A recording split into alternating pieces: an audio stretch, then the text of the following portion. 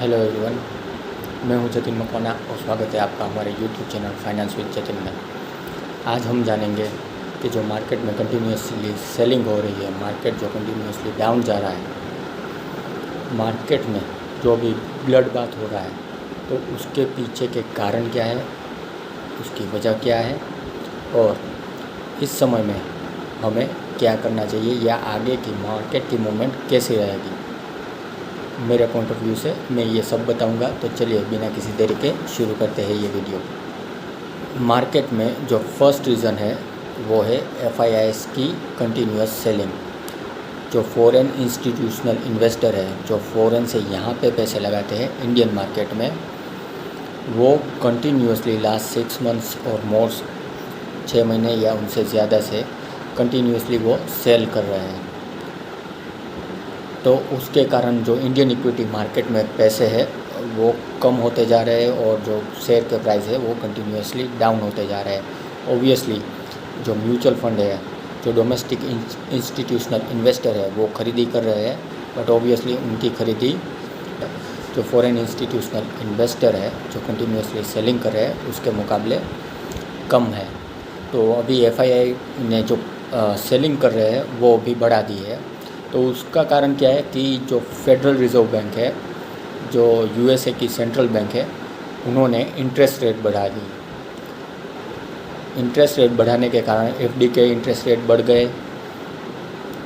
तो उससे जो फॉरेन इंस्टीट्यूशनल इन्वेस्टर है उसको एक ऑप्शन मिल गया है USA में कि वो कम रिस्क में ज़्यादा इंटरेस्ट अर्न कर सके।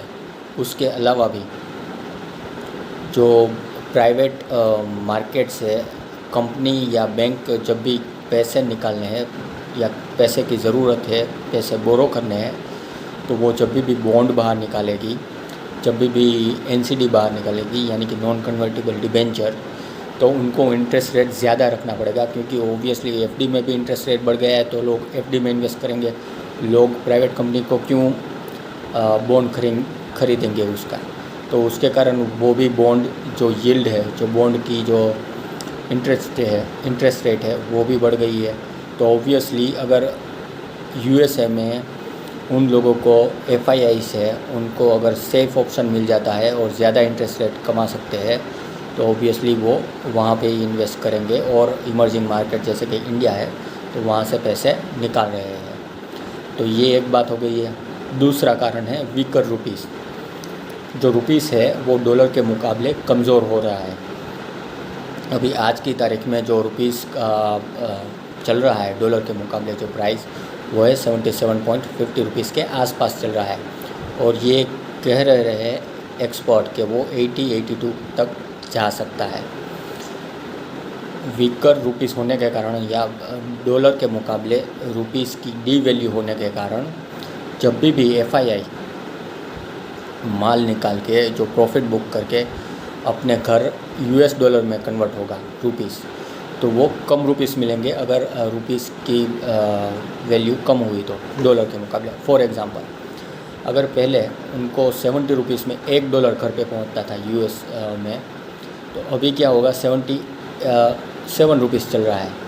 तो 70 रुपीस में अभी $0.87 या $0.9 ही घर तक पहुंचेंगे, US में पहुंचेंगे।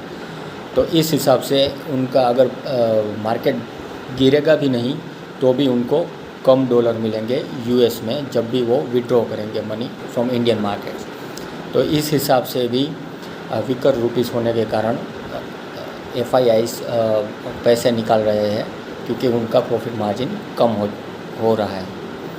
तीसरा कारण है इन्फ्लेशन।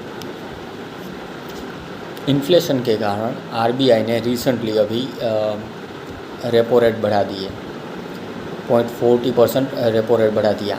इसके कारण क्या होगा कि जो इंटरेस्ट रेट है, जो FD के इंटरेस्ट रेट है, जो लोन के इंटरेस्ट रेट है, वो बढ़ाने पड़ेंगे। और लोन के रेट बढ़ने के कारण जो कोई भी प्राइवेट कंपनी है जिसको एक्सपांसन करना है, तो वो राह देखेगी कि लोन के रेट कम होने के बाद ही हम एक्सपांसन की सोचेंगे, क्योंकि अभी महंगाई भी इतनी है और लोन के रेट भी बढ़ गए।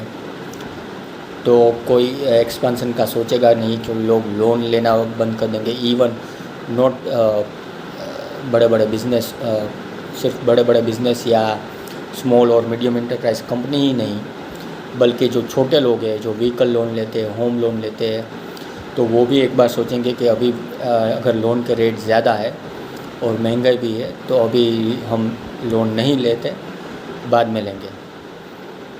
इसके कारण क्या होगा कि ग्रोथ कम हो जाएगा, क्योंकि सेलिंग कम होगी अगर कंपनी की, ठीक है। बैंकों की अगर लोन नहीं दे पा रहे हैं तो बैंकों का ग्रोथ घटेगा, जो बड़े बड़े बिजनेसेस है उनका ग्रोथ घटेगा। तो इसके कारण भी ये सोच के लोग अभी मार्केट से पैसे निकाल रहे हैं। चौथा कारण है रशिया और यूक्रेन के क्राइसिस। रशिया और यूक्रेन में युद्ध होने की वजह से अभी जो मार्केट है, रॉ मटेरियल है मार्केट में, वो अभी बहुत महंगा हो रहा है। उसके कारण क्या हुआ कि जो रॉ मटेरियल अगर बिजनेसेस को महंगा पड़ेगा तो ऑब्वियसली जो एंड प्रोडक्ट होगी वो भी महंगी होगी, और महंगाई के कारण डिमांड पूरी मार्केट में नहीं रहेगी। फॉर एग्ज़ाम्पल हम ले लेते हैं कि कोई भी चीज़ है, अगर उसकी प्राइस बढ़ गई, ठीक है, तो जो रिटेल इन्वेस्टर है, रिटेलर है, जो कस्टमर है, वो उसको लेने से पहले एक बार सोचेगा कि इतनी महंगी चीज़ है तो ऑब्वियसली हम स्पेंडिंग कम करेंगे, क्योंकि महंगाई बढ़ गई है। अभी पेट्रोल के बिना तो चलेगा नहीं, तो थोड़ी जो एक्स्ट्रा स्पेंडिंग करते थे कस्टमर, तो वो कम हो जाएगी। एक्स्ट्रा स्पेंडिंग कम होने के कारण अगेन बिज़नेस के जो सेलिंग है, जो सेल कर रहे हैं बिज़नेस अपनी प्रोडक्ट को, तो वो कम हो जाएगा। वो कम होने की वजह से उसका प्रॉफिट कम हो जाएगा, और अगेन जो शेयर के प्राइसेस है वो कम हो जाएंगे, और इसकी वजह से भी मार्केट डाउन जाएगा। पांचवा कारण है कि ऑयल प्राइसेस जो अभी बढ़ गए हैं। अभी क्रूड ऑयल का इंटरनेशनल मार्केट में प्राइस है $100 के ऊपर। इस क्रूड ऑयल के $100 के ऊपर रहने के कारण पेट्रोल के प्राइसेस है वो कंटिन्यूसली बढ़ रहे हैं। इवन सीएनजी के प्राइस भी अभी बढ़ रहे हैं। तो उसके कारण क्या है कि ट्रांसपोर्टेशन बढ़ जाएगा। ट्रांसपोर्टेशन में जो डीजल हो रहा है, यूज़ हो रहा है बड़े बड़े ट्रकों में, या पेट्रोल का अगर प्राइस देखें तो वो अभी बढ़ गई है। और एक भी चीज़ ऐसी नहीं है कि जो आपके घर पे डिलीवरी होती है विदाउट ट्रांसपोर्टेशन, क्योंकि चीज़ बनती कहीं पे है और डिलीवर पूरे इंडिया में होती है।